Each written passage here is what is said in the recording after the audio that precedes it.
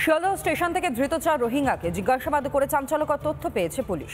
বাংলাদেশে থেকে টাকার বিনিময়ে কলকাতা অনুপ্রবেশ করে কাশ্মীর যাওয়ার ছক ছিল এই ধৃতদের। বৈধ নথি ছাড়াই ভারতে অনুপ্রবেশ করেছিল ধৃতরা।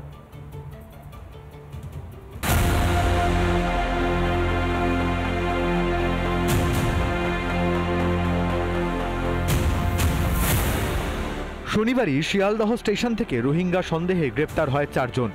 গ্রেপ্তার হয়েছিল আব্দুল রহমান ও 2 কিশোরী এবং 1 শিশু। এবার ধৃতদের জিজ্ঞাসাবাদ করে হাড় হিম করা তথ্য পেল পুলিশ। ধৃত 2 রোহিঙ্গা নাবালিকাকে কাশ্মীরে নিয়ে যাওয়ার ছক কষা হচ্ছিল। বাংলাদেশের কক্সবাজার রোহিঙ্গা ক্যাম্প থেকে সরাসরি কাশ্মীরে নিয়ে যাওয়ার প্ল্যান ছিল। জেরায় এমনটাই জানতে পেরেছে শিয়ালদা জিআরপি তদন্তকারী আধিকারিকরা। ধৃত 2 নাবালিকা বাংলাদেশের কক্সবাজারের রোহিঙ্গা ক্যাম্পে থাকতো। সেখান থেকে দালাল মারফত তাদেরকে গেদে সীমান্ত দিয়ে ভারত বাংলাদেশ সীমান্ত টপকে বগুলায় নিয়ে আসা হয়। তারপরে এই আরেক ধৃত আব্দুল রহমান বগুলা থেকে এই 2 জন নাবালিকাকে টেক আপ করে। তবে কি কারণে বাংলাকে ব্যবহার তা তদন্ত করে দেখছে পুলিশ। আব্দুল রহমানের কাছে কোনো বৈধ পরিচয়পত্র এবং পাসপোর্ট মেলেনি। কোনো বৈধ নথি ছাড়াই ভারতে প্রবেশ করেছিল ওই ব্যক্তি। এমনকি 20,000 টাকার বিনিময়ে ভারতে প্রবেশ করেন ওই অনুপ্রবেশকারী। আব্দুল রহমানের কাছে যে রিফিউজি কার্ড রয়েছে সেই রিফিউজি কার্ড কতটা সত্যি সেই বিষয়টাও খতিয়ে দেখছে শিয়ালদা জিআরপি তদন্তকারী আধিকারিকরা। শিয়ালদা স্টেশন তো আপনি সল্টলেকে যান, রোহিঙ্গা কত লাগবে? আপনি উত্তর কলকাতায় গঙ্গার পাড়ে যান, আপনাকে দেখিয়ে দিচ্ছি রোহিঙ্গা বস্তি বসানো হয়েছে।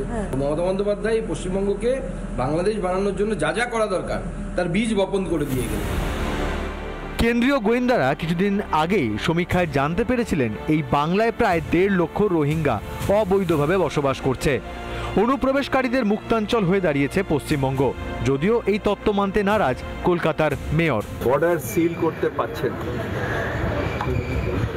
ওই দেশটা হয়ে গেছে কান্ট্রি অফ হুলিগেন। হুলিগানরা এখন ওই দেশ চালাচ্ছে। সুতরাং আরো বেশি সতর্ক হতে হবে, পুলিশকে আরো সতর্ক হতে হবে।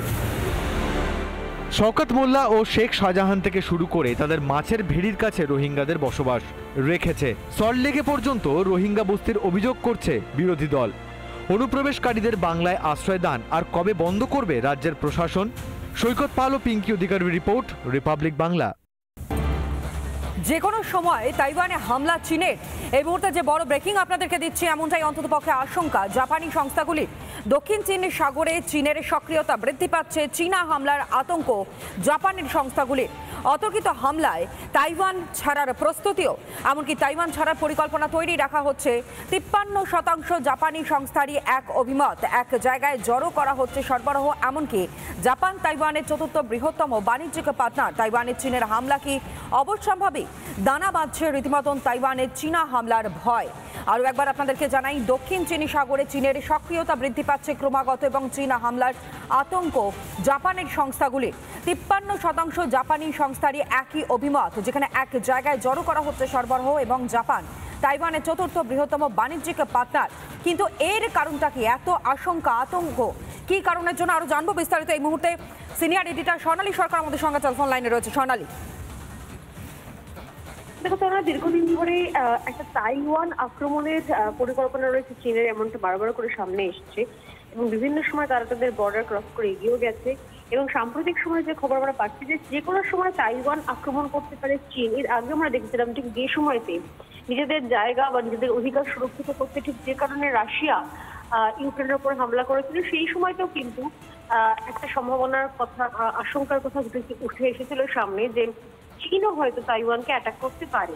এবং এই সম্ভাবনাটা বাড়তে বাড়তে এখন এমন পর্যায়ে পৌঁছেছে যে তাইওয়ানে যে সমস্ত জাপানি সংস্থা রয়েছে তারা রীতিমতো আশঙ্কিত হয়েছে। আমরা জানি যে তাইওয়ানের সঙ্গে জাপানের খুব ভালো সম্পর্ক এবং সেই সম্পর্কের কারণে একাধিক জাপানি সংস্থা কিন্তু এই মুহূর্তে তাইওয়ানের মাটিতে তারা ইন্ডাস্ট্রি করে ব্যবসা করছে এবং তারা বিভিন্ন কোম্পানি খুলেছে, সক্রিয়ভাবে তারা ব্যবসা করছে তাইওয়ানের জমিতে। এবং তাইওয়ানের সঙ্গে জাপানের ভালো সম্পর্কের কারণে তাইওয়ানও একাধিক যে চুক্তি জাপানের সঙ্গে, সেই চুক্তি মোতাবেক কিন্তু সেখানে ব্যবসা করার অনুমতি দিয়েছে।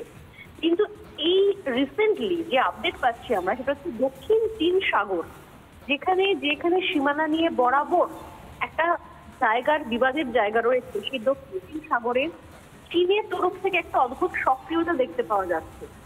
এবং যদি তাইওয়ানকে অ্যাটাক করতে হয় তাহলে হয়তো দক্ষিণ চীন সাগরটাকে অবরুদ্ধ করে চীন অ্যাটাক করতে পারে। এটা এর আগেও আমরা বহুবার বিশ্লেষণ করেছি, রিপাবলিক বাংলাতে আমরা বহু প্রতিবেদন করেছি।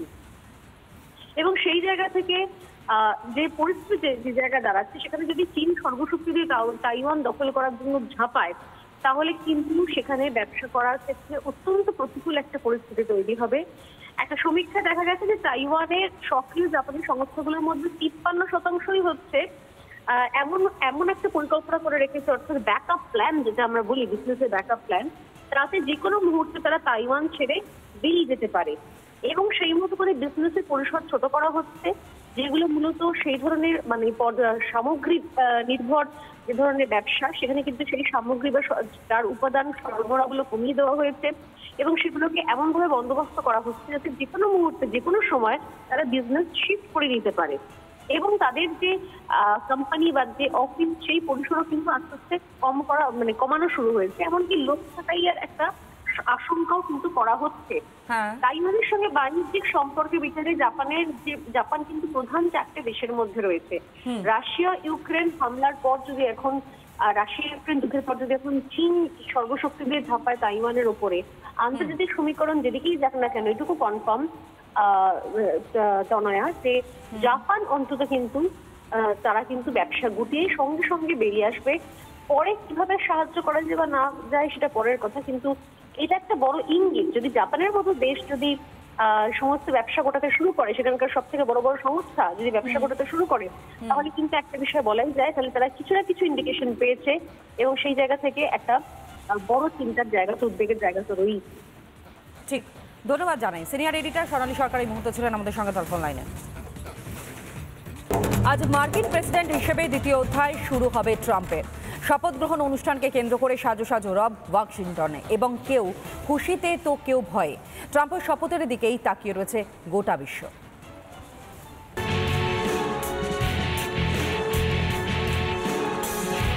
মার্কিন প্রেসিডেন্ট হিসাবে দ্বিতীয় ইনিংস শুরু করবেন ডোনাল্ড ট্রাম্প। 20 জানুয়ারি সোমবার ওয়াশিংটন ডিসিতে শপথের গ্র্যান্ড অনুষ্ঠান। এবারে শপথ গ্রহণে থাকছে নতুনত্ব। প্রথার বিপরীতে প্রকাশ্যে শপথ গ্রহণ হবে না। শপথ হবে ক্যাপিটল বিল্ডিং এর অভ্যন্তরে। শপথ বাক্য পাঠ করাবেন মার্কিন সুপ্রিম কোর্টের প্রধান বিচারপতি। ডোনাল্ড ট্রাম্প একটা আতঙ্কের নাম। আমরা দেখলাম যে হামাস ইসরায়েলের সঙ্গে যুদ্ধ করছিল, 15 মাসের যুদ্ধে তারা ইতি টেনেছে, তারা বলছে আমরা সব হোস্টেজদের ফেরত দিয়ে দেবো। ইয়েমেন এর হাউথিরা তারাও বলে দিয়েছে আমরা যুদ্ধ স্বেচ্ছায়, তাদের কেউ কিছু বলেনি, শান্তি ঘোষণা করেছে। হিন্ডেনবার্গ রিসার্চ সেন্টার সেটা তারা জানিয়ে দিয়েছে আমাদের কাজ শেষ। ট্রাম্প শপথের এই অত্যন্ত প্রাইভেট অনুষ্ঠানে থাকতে চলেছেন ভারতীয় শিল্পপতি মুকেশ আম্বানি ও তাঁর স্ত্রী নীতা আম্বানিও। এদিকে ট্রাম্পের শপথের জন্য সেজে উঠেছে গোটা আমেরিকাও।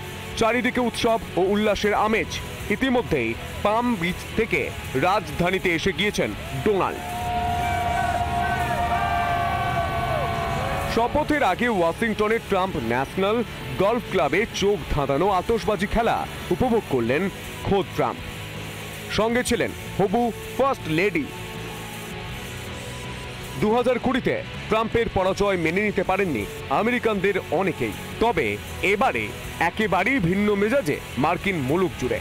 পুরনো অনেক ক্ষতই ট্রাম্প মলম লাগাতে পারবেন বলেই আশা আম জনতার। ট্রাম্প এসে কি সদর্থক ভূমিকা নেন সেদিকে তাকিয়ে গোটা দুনিয়াও। রিপাবলিক বাংলা। নানা ধরনের কন্টেন্ট দেখার জন্য লাইক করুন, শেয়ার করুন আমাদের ফেসবুক পেজ, সাবস্ক্রাইব করুন আমাদের ইউটিউব চ্যানেল। পাশাপাশি অন্যান্য ব্রেকিং নিউজের জন্য অবশ্যই চোখ রাখুন রিপাবলিক বাংলায়।